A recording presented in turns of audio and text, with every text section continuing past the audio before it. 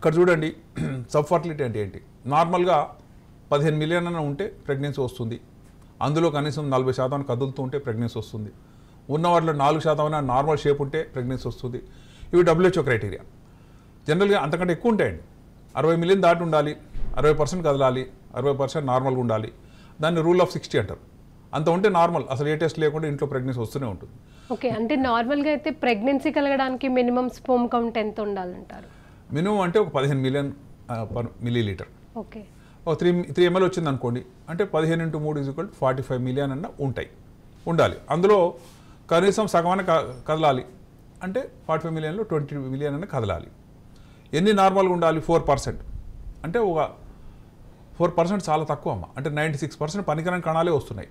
అయినప్పటికీ కూడా ప్రెగ్నెన్సీ సాధ్యం అవుతుంది. ఇక్కడ చూద్దాం, ఇక్కడ నేను చూపిస్తుంది ఒక చిన్న, మీరు ఎగ్ అనుకున్నారు, ఇది ఎగ్ కాదు, ఇది స్పర్మ్ ప్రొడ్యూసింగ్ సెమినిఫెరస్ ట్యూబ్యూల్. ఇందులో తీక్షణంగా చూస్తే ఇక్కడ తలలు ఉన్నాయండి స్పర్మ్కి, ఇవన్నీ తోకలని కూడా కట్టకట్టుకుని ఈ విధంగా వంకర తిరిగి ఉన్నాయి. ఇందులో కొన్ని కోట్ల స్పర్మ్ తోకలు ఉన్నాయి, తలలు ఇక్కడ ఉన్నాయి.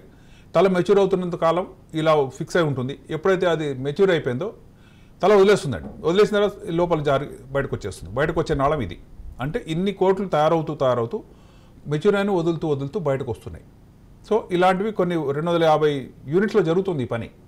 సో వచ్చే స్పర్మ్స్ మెచ్యూర్ స్పర్మ్స్ రావాలని కోరుకుంటాం. ఎవరికైనా సరే ఏ కారణం ఇన్ఫెక్షన్ వల్ల కానీ, లేదా రేడియేషన్ వల్ల కానీ, స్థూలకాయం వల్ల కానీ, డ్రగ్ అబ్యూస్ వల్ల కానీ, ఆల్కహాల్ వల్ల కానీ, ఇవన్నీ వీటి వల్ల ఏమవుతుంది? మగ హార్మోన్స్ తగ్గిపోతుంటాయండి.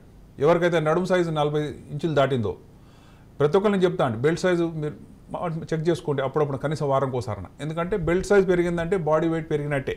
ఓ 4 కిలోలు 5 కిలోలు పెరుగుతుంటారండి. కానీ బయటకు పెద్ద కనబడదు, ఫేస్లో కనబడదు. కానీ బెల్ట్ సైజ్ అనేది ఫస్ట్ టు హ్యాపెన్. ఎందుకంటే బాడీ మొత్తం నేచర్లో ఉన్నది ఏంటి అంటే నడుము దగ్గరే ఎక్కువ ఫ్యాట్ ఉంటుందండి, స్త్రీలకైనా పురుషులకైనా. అది అన్రికగ్నైజ్డ్ ఏరియా. ఎవరో పొట్టని ఇంకోటి చూసి చెప్పలేరు. ఫేస్లో అయితే ఏంటి ఫేస్ ఉబ్బిందని అంటాం. అట్లా కాళ్ళు వాసినాయి అనుకోండి, కాళ్ళు వాసినాయి వస్తాం. అబ్డామిన్ గురించి ఎవరు రారండి, అబ్డామిన్ నాకు లావ్ అవుతుందని చెప్పి. ఎందుకు వాళ్ళకి తెలవాలి బాడీ వెయిట్ కానీ బెల్ట్ సైజ్ కానీ, సింపుల్ విషయాలు అవి. ఇక్కడ చూద్దాం, కణాలు 0 అని వచ్చింది.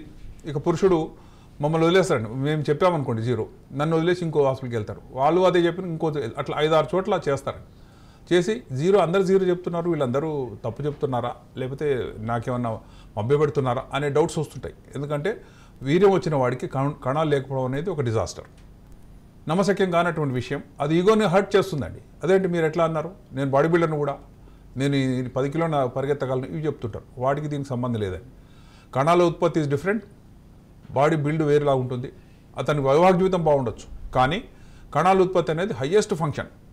అవి ఎక్కడ జరుగుతుంది చూద్దాం. ఇది టెస్టిస్ 0 కౌంట్ అని వచ్చింది. చివరికి ఎవరో ఒకరి దగ్గర ఆగుతాడండి. 10 మంది దగ్గర పోతే ఆయనకు నచ్చిన చోట 0 కౌంట్ అని కన్ఫర్మ్ చేసింది అనుకొని వస్తాడు. ఏం చేయాలి సార్, ఇప్పుడు నాలో ఉన్నాయా లేదు కనుక్కోండి.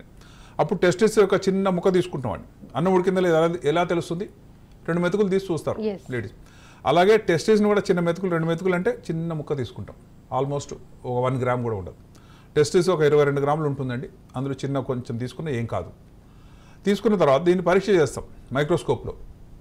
పెథాలజిస్ట్ చదువుతారండి. వారం 10 రోజులు పడుతుంది.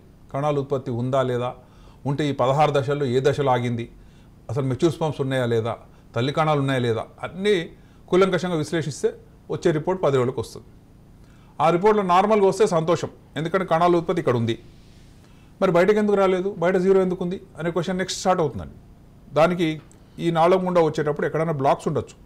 కొంతమందికి పుట్టుకతో ఇక్కడ బ్లాక్స్ ఉంటాయండి. ఎందుకంటే పురుషుడు పుట్టిన తర్వాత మెల్లగా ఒక నాళం తయారవుతుంటుంది. ఈ సాలిడ్ ముద్దలో మధ్యలో రంధ్రం ఏర్పడి మెల్లగా టెస్టిస్ చేరుకుంటుంది.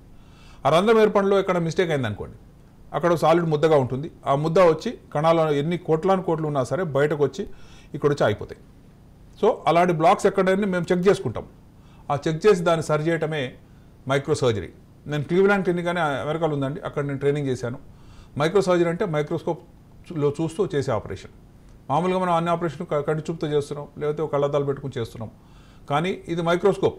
ఎందుకంటే ఈ నాళం వెంట్రుక మందం ఉంటుంది. ఆ వెంట్రుక మందంలో రంధ్రం ఉండాలి. ఆ రంధ్రం నుంచి వీర్యకణాలు రావాలి. అందుకు 40 రెట్లు పెద్దగా చూపిస్తుంది ఇది. అది చాలా స్ట్రెయిన్ అండి, ఐ స్ట్రెయిన్. ఎందుకంటే మొదట చూసినప్పుడు బాగా అనిపిస్తుంది, కానీ కొంతసేపటికి ఐ స్ట్రెయిన్ వస్తుంది. తర్వాత గౌకర్ బయటకు చూస్తే కనబడదు, మసక కనబడుతుంది. అయినప్పటికీ ఈ సర్జరీ 1 అవర్ టు 2 అవర్స్ పడుతుంది. ఇక్కడ చూద్దాం ఏం జరిగింది. కణాలు తయారవుతున్నాయని వచ్చిందనుకోండి బయాప్సీ, అది అదృష్టమే. ఎందుకంటే కణాలు ఉన్నాయి, వాడిని ఏదో విధంగా బయటకు తెచ్చి వాడండి అనేది నెక్స్ట్ స్టెప్. ఎవరైనా సరే ఎందుకు వస్తారు ట్రీట్మెంట్కి అంటే వాళ్ళ సొంత స్పర్మ్ ద్వారా ప్రెగ్నెన్సీ కావాలని వస్తారండి. డోనర్ తీసుకుందాం అంటే అదొక ఆప్షన్. కానీ ఈ మైక్రో సర్జరీ చేయగల సర్జన్స్ తక్కువ మంది ఉన్నారండి. మేము చేసేది ఏంటి, చిన్న రంధ్రం పెట్టి ఈ నాళంలో ఎక్కడ బ్లాక్ ఉందో అది కట్ చేసేస్తాం. కట్ చేసి ఇక్కడ ఓపెన్గా ఉంది అన్నప్పుడు దాన్ని తెచ్చి ఇక్కడ కలిపేస్తున్నాం. గమని చూడండి, ఈ కింది సెగ్మెంట్ బ్లాక్ ఉంది, బ్లాక్ని పక్కకు జరిపాం, కణాలు ఉత్పత్తి ఈ విధంగా వచ్చి బయటకు వచ్చేస్తున్నాయి. అంటే ఎక్కడైతే బ్లాక్ ఉందో దాన్ని ఐడెంటిఫై చేయడం, దాన్ని కలపగలగడం. స్పర్మ్స్ ఇక్కడ ఫుల్గా ఉన్నాయండి, ఇక్కడ చూడండి నల్లగా కనబడుతుంది, అవన్నీ స్పర్మ్స్ వచ్చి ఇక్కడ ఆగుతున్నాయి. కాబట్టి ఎప్పుడైతే మనం సరిగా కలిపామో, ఈ కలపడానికి కూడా ఎక్కువ సూచన చేయడం లేదండి, ఒక 3 వేస్తాం. ఎందుకంటే ఆ ఉన్నదే దారి చిన్నది, దాంట్లో మళ్ళీ అనేక సూచనలు చేస్తే అది క్రంపుల్ అవుతుంది. కణాల ఉత్పత్తి అనేది బాగా జరుగుతుంది కాబట్టి ఆ ఫోర్స్ తోటి ఇక బయటకు వచ్చేస్తాయి. వచ్చిన కణాలని ఉదాహరణకు ఆ టైంలో చూసామనుకోండి, కొన్ని స్పర్మ్ తీసి దాచిపెట్టుకుంటాం. ఎందుకంటే ఈ సర్జరీ అయినాక బయటకు వస్తాయో రాదో, దీని సక్సెస్ రేట్ 60 to 70% ఓన్లీ. కొద్దిమందిలో రావు. కాబట్టి ఆ సమయంలో తీసి దాచేసుకుంటాం. దాచేసుకొని వాటి ద్వారా ప్రెగ్నెన్సీ కలిగించే టెక్నిక్స్ ఉన్నాయి.